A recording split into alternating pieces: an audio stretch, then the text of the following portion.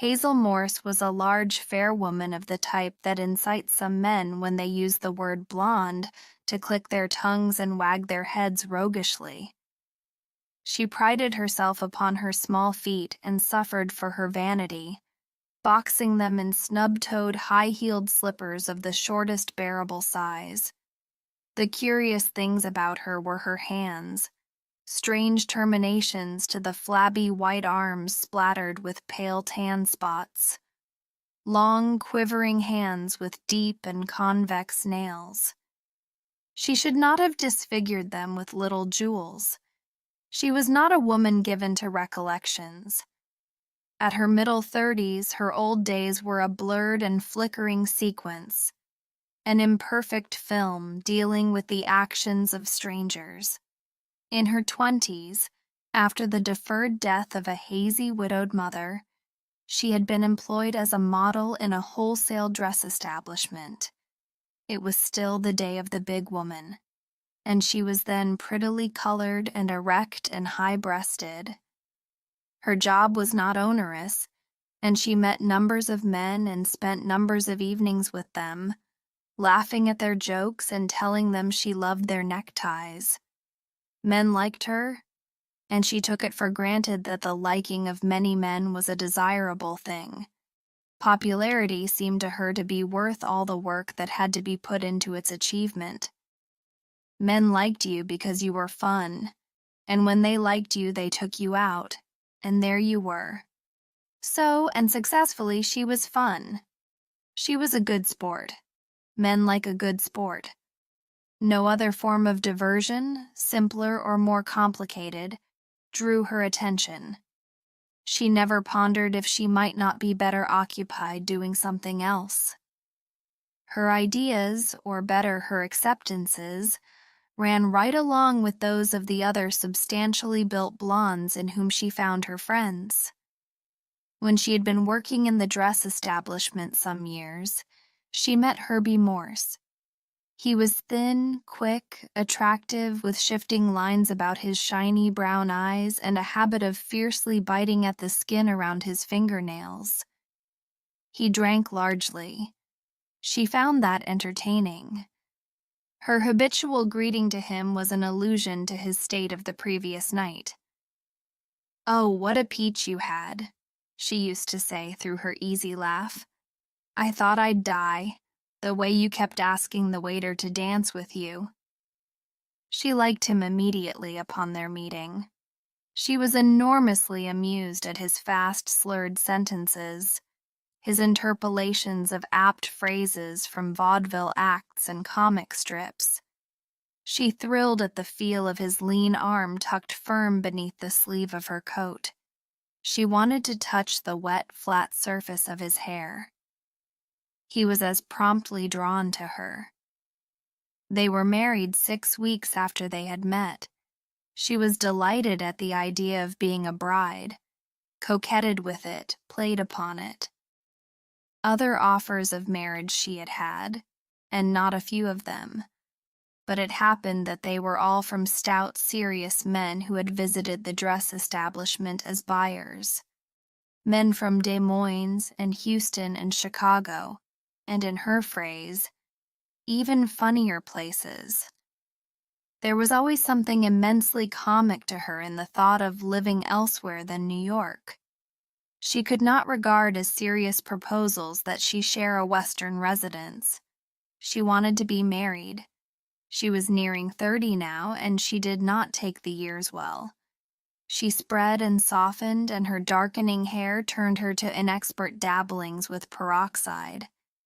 There were times when she had little flashes of fear about her job, and she had had a couple of thousand evenings of being a good sport among her male acquaintances. She had come to be more conscientious than spontaneous about it. Herbie earned enough, and they took a little apartment far uptown. There was a mission-furnished dining room with a hanging central light globed in liver-colored glass.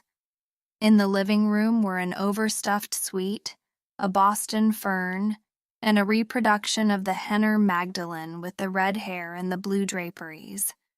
The bedroom was in gray enamel and old rose, with Herbie's photograph on Hazel's dressing table and Hazel's likeness on Herbie's chest of drawers. She cooked, and she was a good cook, and marketed and chatted with the delivery boys and the colored laundress. She loved the flat. She loved her life. She loved Herbie. In the first months of their marriage, she gave him all the passion she was ever to know. She had not realized how tired she was. It was a delight, a new game, a holiday, to give up being a good sport. If her head ached or her arches throbbed, she complained piteously, babyishly. If her mood was quiet, she did not talk. If tears came to her eyes, she let them fall. She fell readily into the habit of tears during the first year of her marriage. Even in her good sport days, she had been known to weep lavishly and disinterestedly on occasion. Her behavior at the theater was a standing joke. She could weep at anything in a play: tiny garments, love both unrequited and mutual, seduction, purity, faithful servitors, wedlock, the triangle. "There goes Hayes," her friends would say, watching her. "She's off again."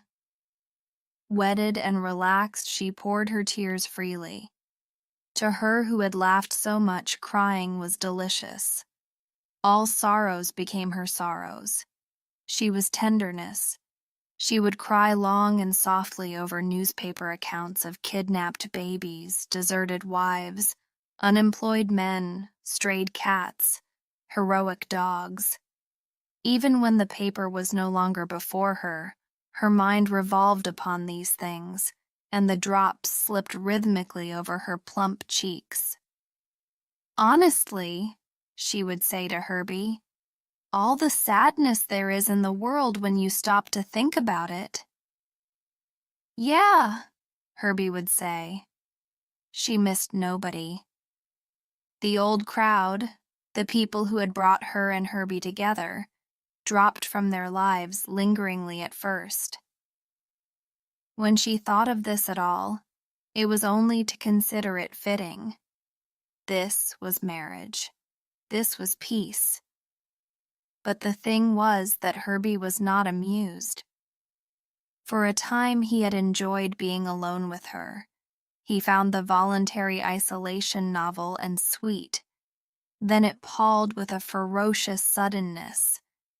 It was as if one night, sitting with her in the steam-heated living room, he would ask no more. And the next night he was through and done with the whole thing. He became annoyed by her misty melancholies. At first, when he came home to find her softly tired and moody, he kissed her neck and patted her shoulder, and begged her to tell her Herbie what was wrong. She loved that. But time slid by, and he found that there was never anything really, personally, the matter. "Ah, for God's sake," he would say. "Crabbing again. All right, sit here and crab your head off. I'm going out." And he would slam out of the flat and come back late and drunk. She was completely bewildered by what happened to their marriage. First they were lovers, and then it seemed without transition they were enemies. She never understood it. There were longer and longer intervals between his leaving his office and his arrival at the apartment. She went through agonies of picturing him run over and bleeding, dead and covered with a sheet. Then she lost her fears for his safety and grew sullen and wounded. When a person wanted to be with a person, he came as soon as possible. She desperately wanted him to want to be with her. Her own hours only marked the time till he would come. It was often nearly 9 o'clock before he came home to dinner. Always he had had many drinks, and their effect would die in him, leaving him loud and querulous and bristling for affronts. He was too nervous, he said, to sit and do nothing for an evening. He boasted, probably not in all truth, that he had never read a book in his life. "What am I expected to do? Sit around this dump on my tail all night?" he would ask rhetorically. And again he would slam out. She did not know what to do. She could not manage him. She could not meet him. She fought him furiously. A terrific domesticity had come upon her, and she would bite and scratch to guard it. She wanted what she called a nice home.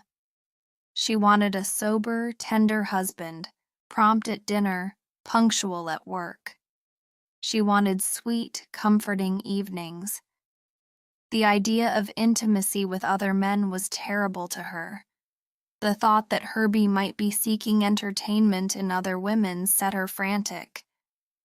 It seemed to her that almost everything she read, novels from the drugstore lending library, magazine stories, women's pages in the papers, dealt with wives who lost their husband's love. She could bear those, at that, better than accounts of neat, companionable marriage and living happily ever after. She was frightened. Several times when Herbie came home in the evening, he found her determinedly dressed. She had had to alter those of her clothes that were not new to make them fasten, and rouged. "Let's go wild tonight. What do you say?" she would hail him. A person's got lots of time to hang around and do nothing when they're dead. So they would go out to chop houses and the less expensive cabarets. But it turned out badly. She could no longer find amusement in watching Herbie drink. She could not laugh at his whimsicalities. She was so tensely counting his indulgences.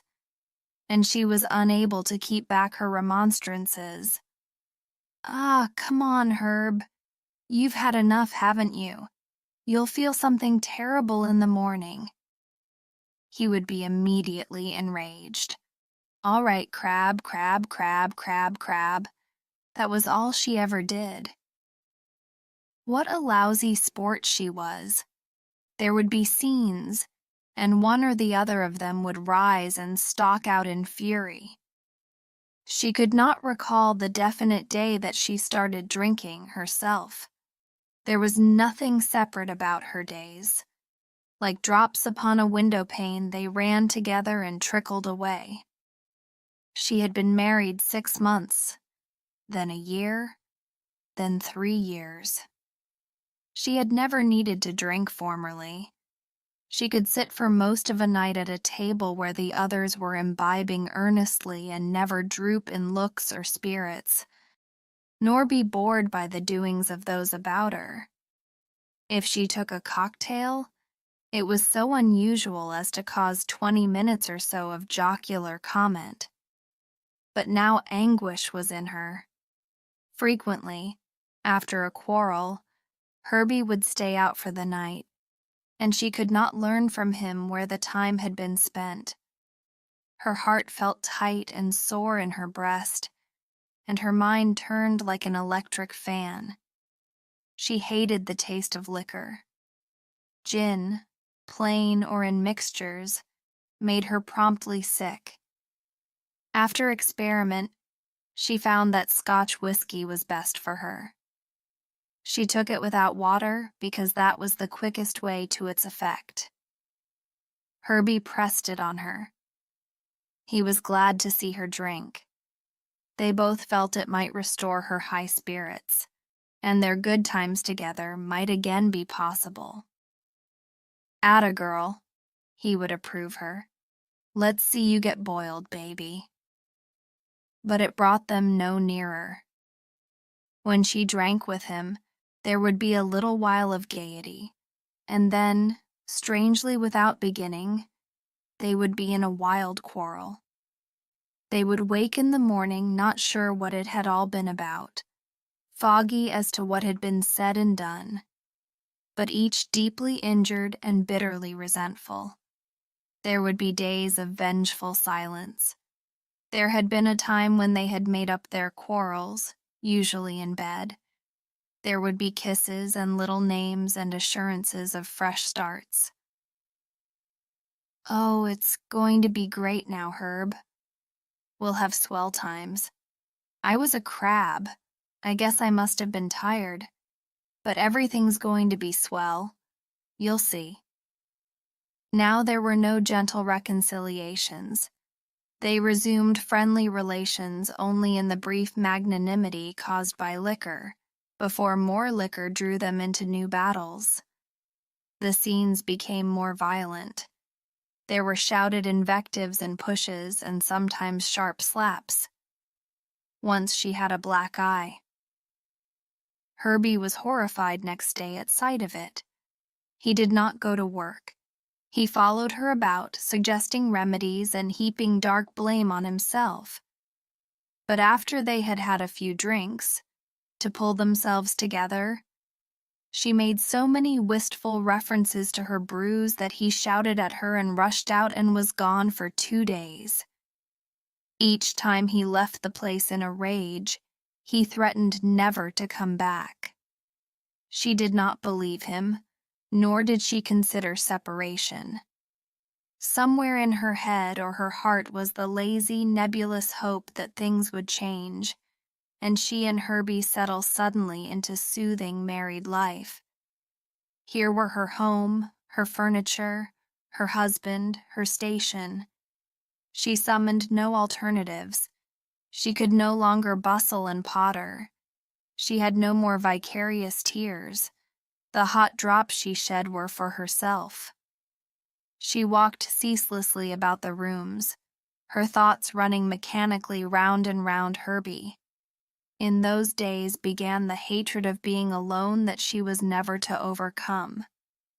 You could be by yourself when things were all right, but when you were blue you got the howling horrors. She commenced drinking alone, little short drinks all through the day. It was only with Herbie that alcohol made her nervous and quick in offense. Alone it blurred sharp things for her. She lived in a haze of it. Her life took on a dreamlike quality. Nothing was astonishing. A Mrs. Martin moved into the flat across the hall. She was a great blonde woman of 40, a promise in looks of what Mrs. Morse was to be. They made acquaintance, quickly became inseparable. Mrs. Morse spent her days in the opposite apartment. They drank together to brace themselves after the drinks of the nights before. She never confided her troubles about Herbie to Mrs. Martin. The subject was too bewildering to her to find comfort in talk. She let it be assumed that her husband's business kept him much away. It was not regarded as important. Husbands, as such, played but shadowy parts in Mrs. Martin's circle. Mrs. Martin had no visible spouse. You were left to decide for yourself whether he was or was not dead. She had an admirer, Joe, who came to see her almost nightly. Often he brought several friends with him. The boys, they were called. The boys were big, red, good-humored men, perhaps 45, perhaps 50. Mrs. Morse was glad of invitations to join the parties. Herbie was scarcely ever at home at night now. If he did come home, she did not visit Mrs. Martin. An evening alone with Herbie meant inevitably a quarrel, yet she would stay with him. There was always her thin and wordless idea that maybe this night things would begin to be all right. The boys brought plenty of liquor along with them whenever they came to Mrs. Martin's. Drinking with them, Mrs. Morse became lively and good-natured and audacious. She was quickly popular. When she had drunk enough to cloud her most recent battle with Herbie, she was excited by their approbation. Crab, was she? Rotten sport, was she? Well, there were some that thought different. Ed was one of the boys. He lived in Utica, had his own business there, was the odd report, but he came to New York almost every week, He was married. He showed Mrs. Morse the then-current photographs of Junior and Sister, and she praised them abundantly and sincerely. Soon it was accepted by the others that Ed was her particular friend. He staked her when they all played poker, sat next her, and occasionally rubbed his knee against hers during the game. She was rather lucky. Frequently she went home with a $20 bill or a $10 bill or a handful of crumpled dollars. She was glad of them. Herbie was getting, in her words, something awful about money. To ask him for it brought an instant row. "What the hell do you do with it?" he would say. "Shoot it all on scotch?" "I try to run this house halfway decent," she would retort. "Never thought of that, did you?" "Oh, no, his lordship couldn't be bothered with that." Again, she could not find a definite day to fix the beginning of Ed's proprietorship. It became his custom to kiss her on the mouth when he came in, as well as for farewell, and he gave her little quick kisses of approval all through the evening. She liked this rather more than she disliked it. She never thought of his kisses when she was not with him. He would run his hand lingeringly over her back and shoulders. "Some dizzy blonde, eh?" he would say. "Some doll." One afternoon she came home from Mrs. Martin's to find Herbie in the bedroom. He had been away for several nights, evidently on a prolonged drinking bout. His face was gray. His hands jerked as if they were on wires. On the bed were 2 old suitcases, packed high. Only her photograph remained on his bureau, and the wide doors of his closet disclosed nothing but coat hangers. "I'm blowing," he said. "I'm through with the whole works. I got a job in Detroit." She sat down on the edge of the bed. She had drunk much the night before, and the 4 scotches she had had with Mrs. Martin had only increased her fogginess. "Good job?" she said. "Oh, yeah," he said. "Looks all right." He closed a suitcase with difficulty, swearing at it in whispers. "There's some dough in the bank," he said. "The bank book's in your top drawer. You can have the furniture and stuff." He looked at her and his forehead twitched. "God damn it, I'm through, I'm telling you," he cried. "I'm through." All right, she said. "I heard you, didn't I?" She saw him as if he were at one end of a cannon and she at the other. Her head was beginning to ache bumpingly, and her voice had a dreary, tiresome tone. She could not have raised it. "Like a drink before you go?" she asked. Again he looked at her, and a corner of his mouth jerked up. "Cockeyed again for a change, aren't you?" he said. "That's nice. Sure, get a couple of shots, will you?" She went to the pantry, mixed him a stiff highball, poured herself a couple of inches of whiskey, and drank it. Then she gave herself another portion and brought the glasses into the bedroom. He had strapped both suitcases and had put on his hat and overcoat. He took his highball.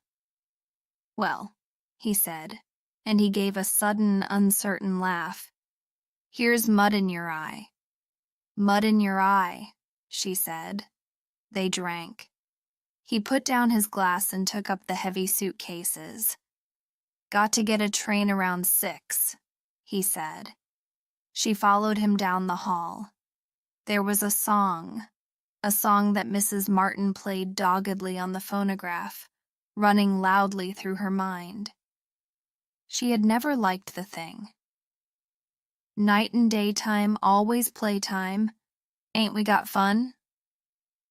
At the door he put down the bags and faced her. "Well?" he said. "Well, take care of yourself. You'll be all right, will you?" "Oh, sure," she said. He opened the door, then came back to her, holding out his hand. "Bye, Hayes?" he said. "Good luck to you." She took his hand and shook it. "Pardon my wet glove," she said. When the door had closed behind him, she went back to the pantry. She was flushed and lively when she went into Mrs. Martin's that evening. The boys were there, Ed among them. He was glad to be in town, frisky and loud and full of jokes. But she spoke quietly to him for a minute. "Herbie blew today," she said. "Going to live out west." "That's so," he said. He looked at her and played with the fountain pen clipped to his waistcoat pocket. "Think he's gone for good, do you?" he asked. "Yeah," she said. "I know he is. I know. Yeah." "You going to live on across the hall just the same?" he said. "Know what you're going to do?" "Gee, I don't know," she said. "I don't give much of a damn." "Oh, come on, that's no way to talk," he told her. "What you need a little snifter. How about it?" "Yeah," she said. "Just straight." She won $43 at poker. When the game broke up, Ed took her back to her apartment. "Got a little kiss for me?" he asked. He wrapped her in his big arms and kissed her violently. She was entirely passive. He held her away and looked at her. "Little tight, honey?" he asked anxiously. "Not going to be sick, are you?" "Me," she said. "I'm swell." 2. When Ed left in the morning, he took her photograph with him. He said he wanted her picture to look at up in Utica. "You can have that one on the bureau," she said. She put Herbie's picture in a drawer out of her sight. When she could look at it, she meant to tear it up. She was fairly successful in keeping her mind from racing around him. Whiskey slowed it for her. She was almost peaceful in her mist. She accepted her relationship with Ed without question or enthusiasm. When he was away, she seldom thought definitely of him. He was good to her. He gave her frequent presents and a regular allowance. She was even able to save. She did not plan ahead of any day, but her wants were few, and you might as well put money in the bank as have it lying around. When the lease of her apartment neared its end, it was Ed who suggested moving. His friendship with Mrs. Martin and Joe had become strained over a dispute at poker. A feud was impending. "Let's get the hell out of here," Ed said. "What I want you to have is a place near the Grand Central. Make it easier for me." So she took a little flat in the 40s. A colored maid came in every day to clean and to make coffee for her. She was through with that housekeeping stuff, she said. And Ed, 20 years married to a passionately domestic woman, admired this romantic uselessness and felt doubly a man of the world in abetting it. The coffee was all she had until she went out to dinner, but alcohol kept her fat. Prohibition she regarded only as a basis for jokes. You could always get all you wanted. She was never noticeably drunk and seldom nearly sober. It required a larger daily allowance to keep her misty-minded. Too little, and she was achingly melancholy. Ed brought her to Jimmy's. He was proud with the pride of the transient who would be mistaken for a native, in his knowledge of small, recent restaurants occupying the lower floors of shabby brownstone houses. Places where, upon mentioning the name of an habitué friend, might be obtained strange whiskey and fresh gin in many of their ramifications. Jimmy's place was the favorite of his acquaintances. There, through Ed, Mrs. Morse met many men and women, formed quick friendships. The men often took her out when Ed was in Utica. He was proud of her popularity. She fell into the habit of going to Jimmy's alone when she had no engagement. She was certain to meet some people she knew and join them. It was a club for her friends, both men and women. The women at Jimmy's looked remarkably alike, and this was curious, for, through feuds, removals, and opportunities of more profitable contacts, the personnel of the group changed constantly. Yet always the newcomers resembled those whom they replaced. They were all big women and stout, broad of shoulder and abundantly breasted, with faces thickly clothed in soft, high-colored flesh. They laughed loud and often, showing opaque and lusterless teeth like squares of crockery. There was about them the health of the big, yet a slight unwholesome suggestion of stubborn preservation. They might have been 36 or 45 or anywhere between. They composed their titles of their own first names with their husbands' surnames: Mrs. Florence Miller, Mrs. Vera Riley, Mrs. Lillian Block.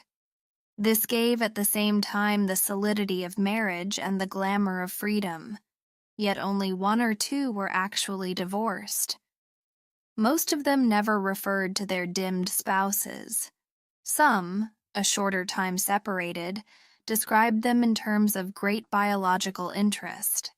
Several were mothers, each of an only child, a boy at school somewhere, or a girl being cared for by a grandmother. Often, well on towards morning, there would be displays of Kodak portraits and of tears. They were comfortable women, cordial and friendly and irrepressibly matronly. Theirs was the quality of ease. Become fatalistic, especially about money matters. They were unworried. Whenever their funds dropped alarmingly, a new donor appeared. This had always happened. The aim of each was to have one man permanently to pay all her bills, in return for which she would have immediately given up other admirers, and probably would have become exceedingly fond of him, for the affections of all of them were by now unexacting, tranquil, and easily arranged. This end, however, grew increasingly difficult yearly. Mrs. Morse was regarded as fortunate.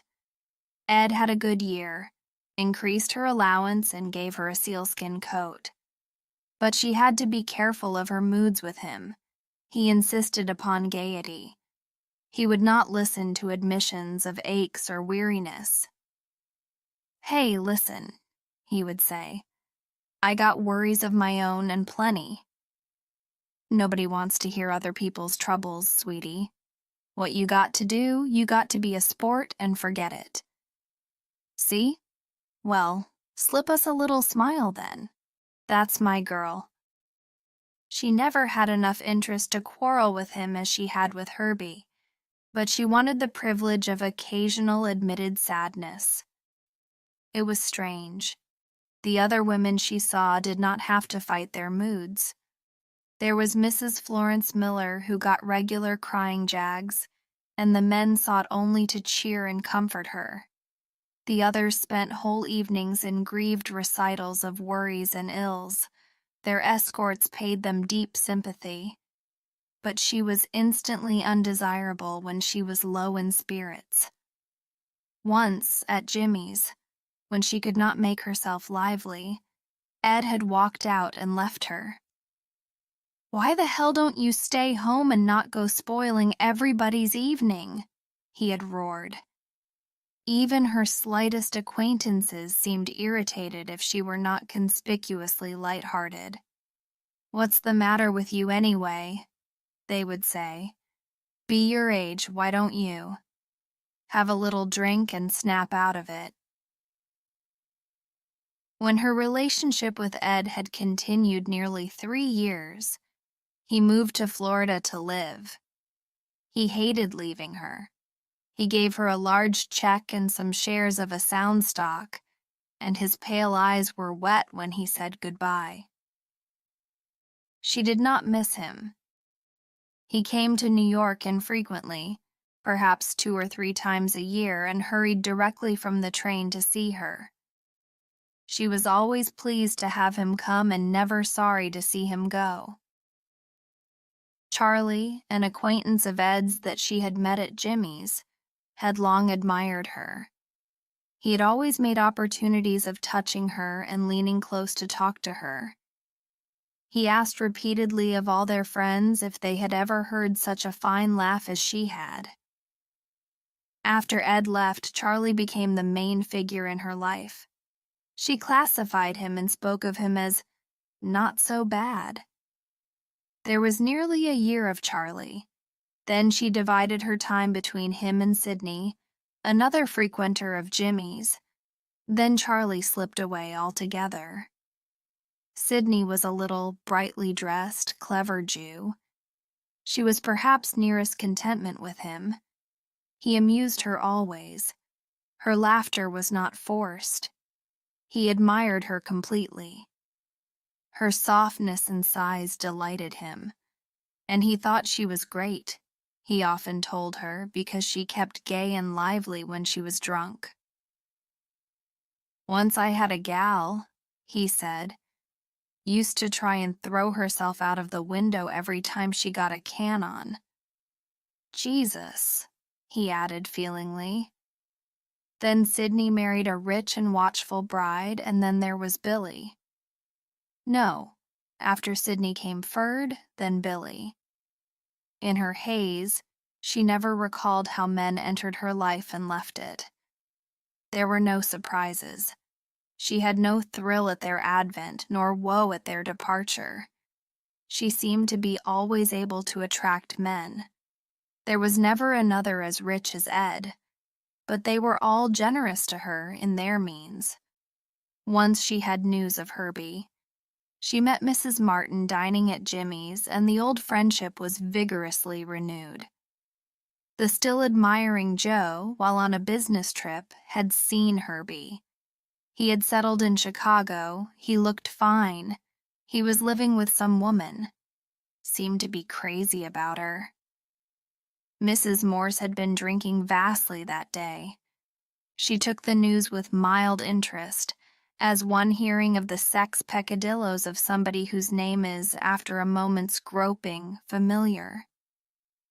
"Must be damn near 7 years since I saw him," she commented. Gee, 7 years. More and more, her days lost their individuality. She never knew dates, nor was sure of the day of the week. "My God, was that a year ago?" she would exclaim when an event was recalled in conversation. She was tired so much of the time, tired and blue. Almost everything could give her the blues. Those old horses she saw on 6th Avenue, struggling and slipping along the car tracks, or standing at the curb, their heads dropped level with their worn knees. The tightly stored tears would squeeze from her eyes as she teetered past on her aching feet in the stubby, champagne-colored slippers. The thought of death came and stayed with her and lent her a sort of drowsy cheer. It would be nice and restful, to be dead.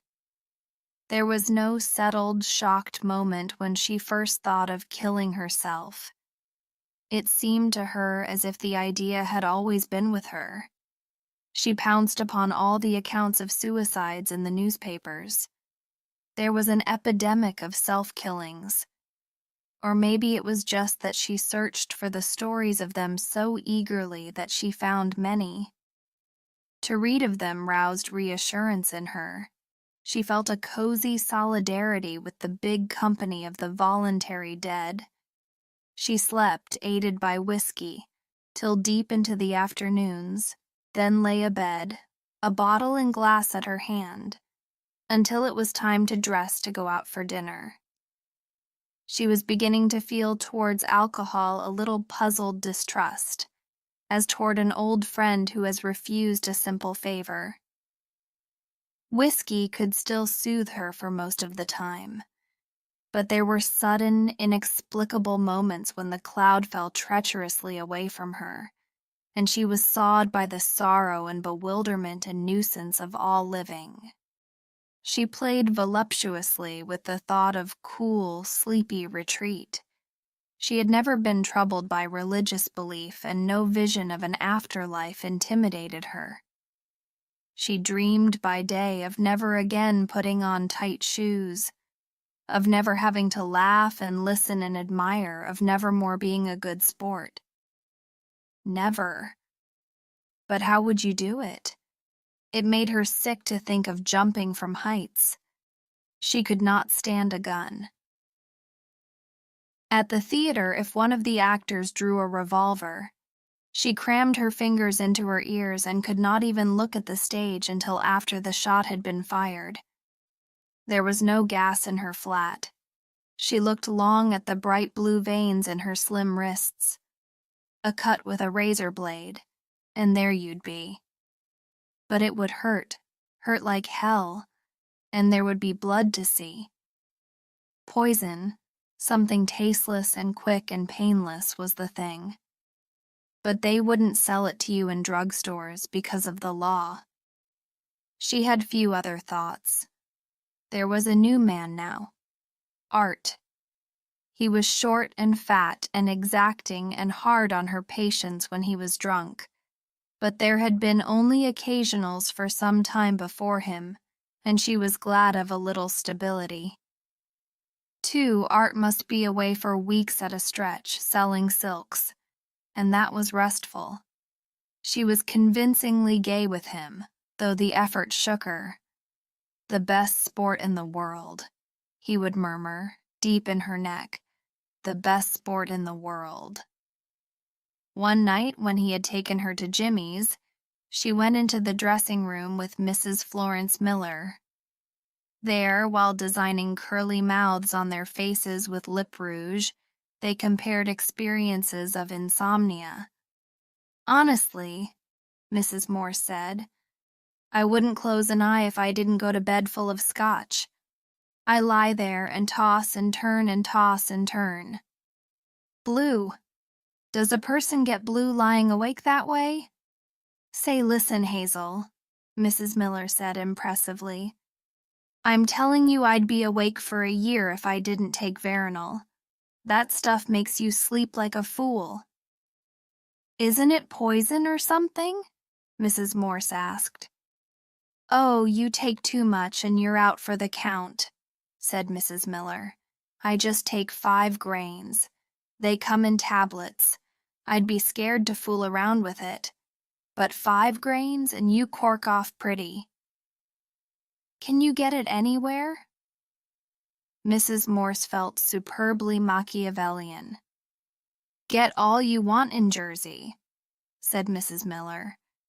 "They won't give it to you here without you have a doctor's prescription. Finished? We'd better go back and see what the boys are doing." That night, Art left Mrs. Morse at the door of her apartment. His mother was in town. Mrs. Morse was still sober, and it happened that there was no whiskey left in her cupboard. She lay in bed, looking up at the black ceiling. She rose early for her and went to New Jersey. She had never taken the tube and did not understand it. So she went to the Pennsylvania station and bought a railroad ticket to Newark. She thought of nothing in particular on the trip out. She looked at the uninspired hats of the women about her and gazed through the smeared window at the flat, gritty scene. In Newark, in the first drugstore she came to, she asked for a tin of talcum powder, a nail brush, and a box of Veronal tablets. The powder and the brush were to make the hypnotic seem also a casual need. The clerk was entirely unconcerned. "We only keep them in bottles," he said, and wrapped up for her a little glass vial containing 10 white tablets, stacked one on another. She went to another drugstore and bought a face cloth an orange wood stick, and a bottle of Vernal tablets. The clerk was also uninterested. Well, I guess I got enough to kill an ox, she thought, and went back to the station. At home, she put the little vials in the drawer of her dressing table and stood looking at them with a dreamy tenderness. There they are. God bless them, she said, and she kissed her fingertip and touched each bottle. The colored maid was busy in the living room. "Hey, Nettie," Mrs. Morse called. "Be an angel, will you? Run around to Jimmy's and get me a quart of scotch." She hummed while she awaited the girl's return. During the next few days, whiskey ministered to her as tenderly as it had done when she first turned to its aid. Alone, she was soothed and vague. At Jimmy's, she was the gayest of the groups. Art was delighted with her. Then, one night, she had an appointment to meet Art at Jimmy's for an early dinner. He was to leave afterward on a business excursion, to be away for a week. Mrs. Morse had been drinking all the afternoon. While she dressed to go out, she felt herself rising pleasurably from drowsiness to high spirits.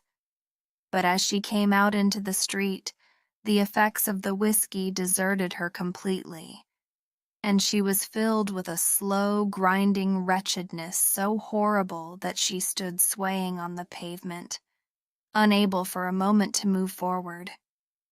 It was a gray night with spurts of mean, thin snow, and the streets shone with dark ice. As she slowly crossed 6th Avenue, consciously dragging one foot past the other, a big, scarred horse pulling a rickety express wagon crashed to his knees before her. The driver swore and screamed and lashed the beast insanely, bringing the whip back over his shoulder for every blow, while the horse struggled to get a footing on the slippery asphalt. A group gathered and watched with interest. Art was waiting when Mrs. Morse reached Jimmy's. "What's the matter with you, for God's sake?" was his greeting to her. "I saw a horse," she said. "Gee, a person feels sorry for horses.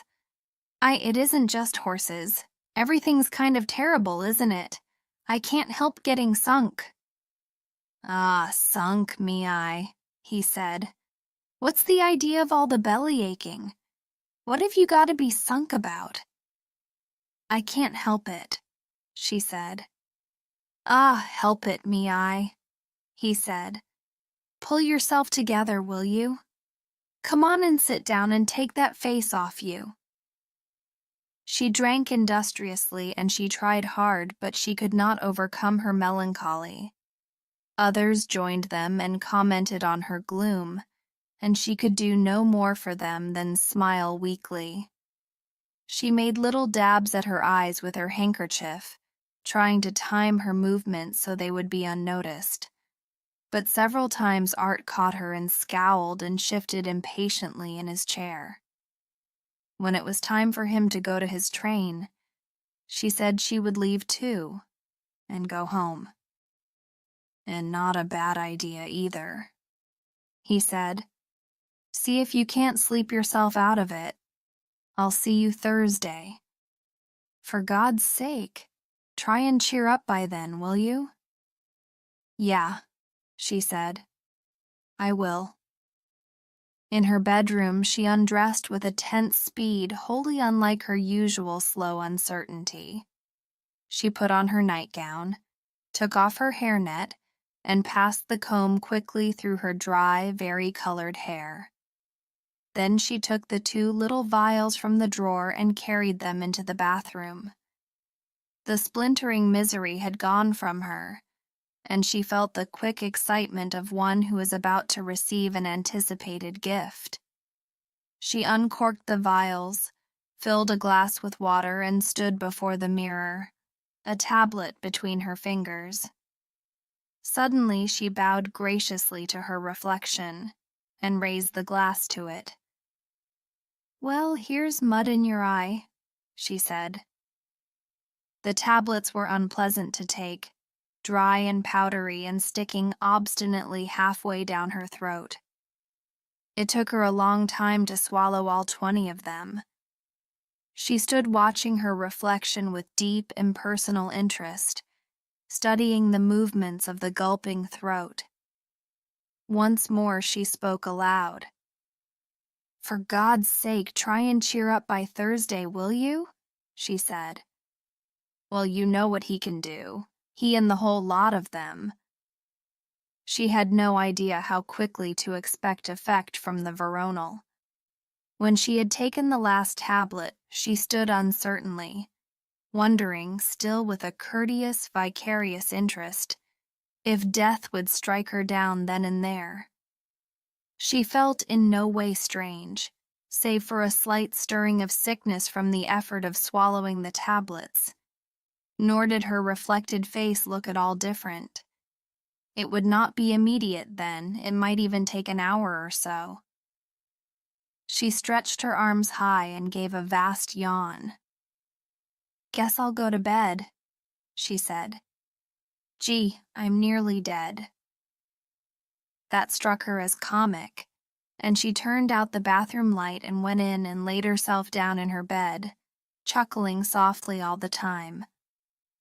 "Gee, I'm nearly dead," she quoted. "That's a hot one." 3. Nettie, the colored maid, came in late the next afternoon to clean the apartment and found Mrs. Morse in her bed. But then, that was not unusual. Usually, though, the sounds of cleaning waked her, and she did not like to wake up. Nettie, an agreeable girl, had learned to move softly about her work, but when she had done the living room and stolen in to tidy the little square bedroom, she could not avoid a tiny clatter as she arranged the objects on the dressing table.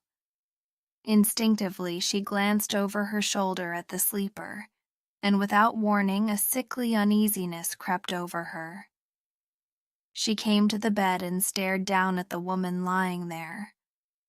Mrs. Morse lay on her back, one flabby white arm flung up, the wrist against her forehead. Her stiff hair hung untenderly along her face.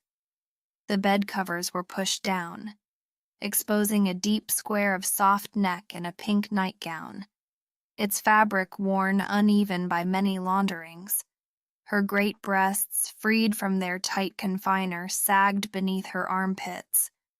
Now and then she made knotted, snoring sounds, and from the corner of her opened mouth to the blurred turn of her jaw ran a lane of crusted spittle. "Miss Morse!" Nettie called. "Oh, Miss Morse, it's terrible late." Mrs. Morse made no move. "Miss Morse," said Nettie. "Look, Miss Morse, how am I going to get this bed made?" Panic sprang upon the girl. She shook the woman's hot shoulder. "Ah, wake up, will you?" she whined. "Ah, please wake up." Suddenly the girl turned and ran out in the hall to the elevator door, keeping her thumb firm on the black, shiny button until the elderly car and its Negro attendant stood before her. She poured a jumble of words over the boy and led him back to the apartment. He tiptoed creakingly into the bedside, first gingerly, then so lustily that he left marks in the soft flesh. He prodded the unconscious woman. "Hey there!" he cried, and listened intently as for an echo. "Geez, out like a light," he commented. At his interest in the spectacle, Nettie's panic left her. Importance was big in both of them. They talked in quick, unfinished whispers, and it was the boy's suggestion that he fetch the young doctor who lived on the ground floor. Nettie hurried along with him. They looked forward to the limelight moment of breaking their news of something untoward, something pleasurably unpleasant.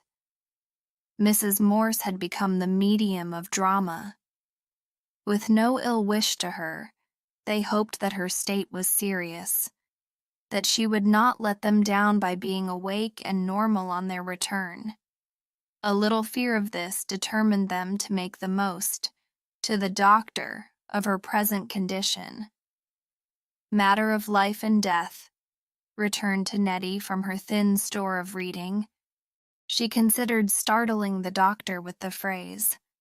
The doctor was in, and none too pleased at interruption. He wore a yellow and blue striped dressing gown, and he was lying on his sofa, laughing with a dark girl, her face scaly with inexpensive powder, who perched on the arm. Half-emptied highball glasses stood beside them, and her coat and hat were neatly hung up with the comfortable implication of a long stay. "Always something," the doctor grumbled. Couldn't let anybody alone after a hard day. But he put some bottles and instruments into a case, changed his dressing gown for his coat, and started out with the Negroes. "Snap it up there, big boy," the girl called after him. "Don't be all night." The doctor strode loudly into Mrs. Morse's flat and onto the bedroom, Nettie and the boy right behind him. Mrs. Morse had not moved. Her sleep was as deep but soundless now. The doctor looked sharply at her, then plunged his thumbs into the lidded pits above her eyeballs and threw his weight upon them. A high, sickened cry broke from Nettie.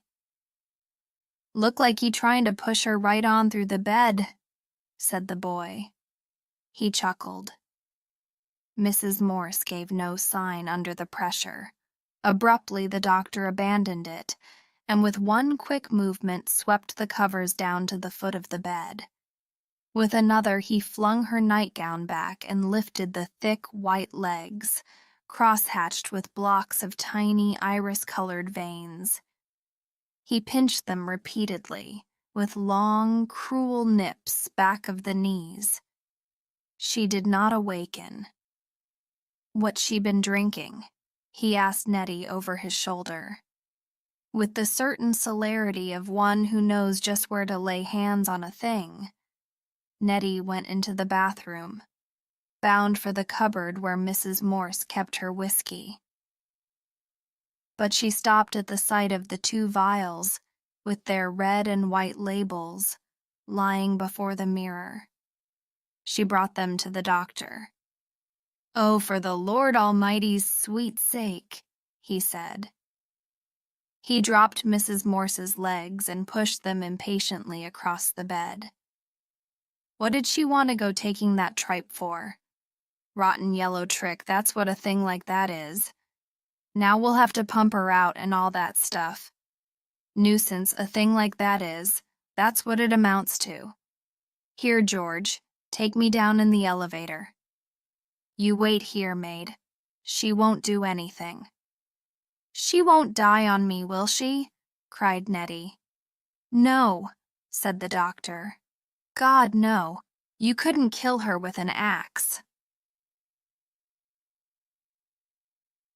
Fourth, after 2 days, Mrs. Morse came back to consciousness, dazed at first, then with a comprehension that brought with it the slow, saturating wretchedness. "Oh, Lord," she moaned, and tears for herself and for life striped her cheeks. Nettie came in at the sound. For 2 days she had done the ugly, incessant tasks in the nursing of the unconscious.